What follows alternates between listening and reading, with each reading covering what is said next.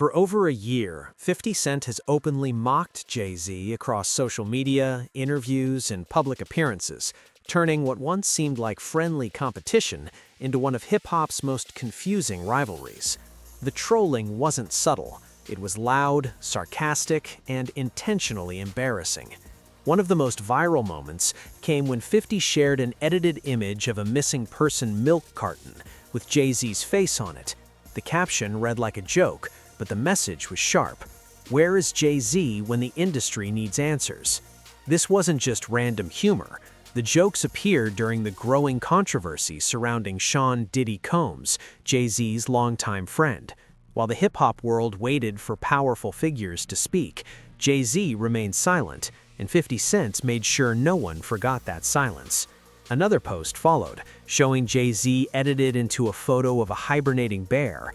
"He ain't coming outside till this puff stuff blows over," 50 joked. No brunch, no lunch, no dinner. But behind the jokes was a deeper frustration. According to 50, this silence wasn't new behavior, it was a pattern. He claimed Jay-Z avoided uncomfortable moments, especially when controversy threatened powerful alliances. What made it worse, in 50's eyes, was that Jay-Z was once seen as the fearless voice of the culture. Things escalated when 50 revisited the 2022 Super Bowl halftime show, one of the biggest performances in music history. He revealed that Roc Nation, the company founded by Jay-Z, allegedly tried to block him from appearing on stage. According to 50, he only performed because Eminem refused to do the show without him. "If I can't bring 50," Eminem reportedly said, "I'm not doing it." That moment changed everything. For 50, it confirmed a long-held belief. Jay-Z didn't want him visible at the highest level of hip-hop celebration. The jokes, the memes, the insults, they were no longer just entertainment, they were retaliation. As fans laughed online, a serious question began to form. Why does 50 Cent believe Jay-Z hates him? To understand that, we have to go back, long before Instagram, before billion-dollar brands, back to the moment their paths first crossed. The tension between 50 Cent and Jay-Z didn't start with social media. It began in 1999 when a hungry underground rapper named Curtis Jackson released a song called "How to Rob." The track was bold, aggressive, and dangerous. In it, 50 took lyrical shots at nearly every major rapper in the industry, including Jay-Z. At the time, Jay-Z was untouchable. He was the biggest rapper in the world, sitting at the top of the industry throne. For a newcomer like 50 to call him out wasn't just disrespectful, it was career-ending, or so people thought. Instead of responding with a diss track, Jay-Z reacted differently. At Summer Jam, he acknowledged 50's existence and hinted that he might respond musically. For 50, that acknowledgement was huge. Being noticed by the king of rap validated him. It fueled his confidence and gave him momentum. But the relationship stayed distant. 50 continued poking at Jay-Z in later tracks, while Jay-Z remained mostly silent. Then, everything changed. In 2000, 50 Cent was shot 9 times and survived. What should have been a comeback story turned into a nightmare. He was dropped from Columbia Records and blacklisted from the industry. For most artists, that would have been the end. Instead, it became the beginning. After releasing street mixtapes, 50 caught the attention of Eminem and Dr. Dre. Their support launched him into superstardom. When Get Rich or Die Tryin' dropped in 2003, the industry shifted overnight. 50 Cent wasn't just hot, he was unstoppable. Jay-Z later admitted that he saw the wave coming.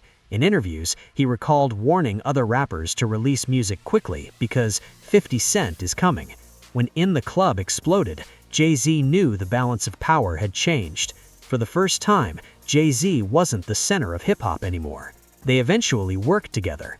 The Rock the Mic tour united them on stage. Jay even offered 50 a sneaker deal through Reebok, and for a moment, it seemed like mutual respect had replaced competition. But beneath the surface, rivalry was growing. Success had created overlap, and in hip-hop, overlap often leads to conflict. As 50 Cent dominated the charts between 2003 and 2006, Jay-Z took a step back from music. While Jay focused on executive roles and business ventures, 50 was everywhere. Radio, TV, clubs, streets. According to 50, Jay didn't step away by choice. He stepped away because the spotlight had shifted. One of the most infamous moments came in 2007 at Madison Square Garden. Jay-Z was introduced as the King of New York during a special performance. It was meant to be his moment, symbolic, powerful, unforgettable. Then, 50 Cent walked back on stage. The crowd went wild, but Jay wasn't pleased. Cameras caught him subtly signaling for 50 to leave. To Jay, the moment had been hijacked. To 50, he was simply showing love, but the damage was done. Behind the scenes, tension continued. 50 later claimed Jay-Z used his executive power at Def Jam to influence sales battles, most notably the infamous Curtis vs. Graduation showdown with Kanye West. According to 50, Jay wanted Kanye to win and did everything possible to make that happen. In his book, Hustle Harder, Hustle Smarter, 50 accused Jay-Z of being uncomfortable with his dominance in New York and using corporate influence to level the playing field. Their conflict wasn't loud, it was strategic. The conflict expanded beyond Jay-Z. Beyoncé became part of the conversation after 50 questioned the credibility of the Grammy Awards, implying industry connections played a role in repeated wins. He dismissed the value of Grammys entirely, saying they had zero financial value. That comment reportedly upset Beyoncé, especially when paired with 50's claim that Jay-Z was only popular in the United States and known globally mainly as her husband. An awkward encounter in Las Vegas allegedly turned tense, with Beyoncé confronting 50 directly while Jay-Z watched silently. For 50, it confirmed something he'd long believed. Jay-Z avoided confrontation, while others fought his battles. 50 also criticized Jay-Z's music evolution. When 444 released, 50 called it golf course music, intellectual, mature, but disconnected from the streets. He argued that hip-hop belongs to the youth, and no rapper could remain dominant forever. The message was clear. Jay-Z had moved into elite spaces, while 50 stayed grounded in raw culture. By 2023, 50 Cent openly called Jay-Z a hater. He claimed Jay-Z blocked opportunities, avoided beef, and protected powerful friends like Diddy. He even suggested Jay-Z's silence meant involvement, or at least awareness of darker industry secrets. Yet in interviews, 50 also contradicted himself. He said their relationship was purely business. He admitted they hadn't spoken in years, not because of beef, but because their worlds no longer overlapped. So what is the truth? Is Jay-Z truly a hater, or is this the perspective of a man who refuses to forget every slight, every lost moment, every closed door? Maybe it's both. In hip-hop, rivalry doesn't always end with diss tracks. Sometimes it lives quietly, in decisions, in silence, in who gets invited, in who gets left out. One thing is certain. The story of 50 Cent and Jay-Z isn't over. It has simply evolved, from rap battles to power plays. And in the end, the culture will decide who really won.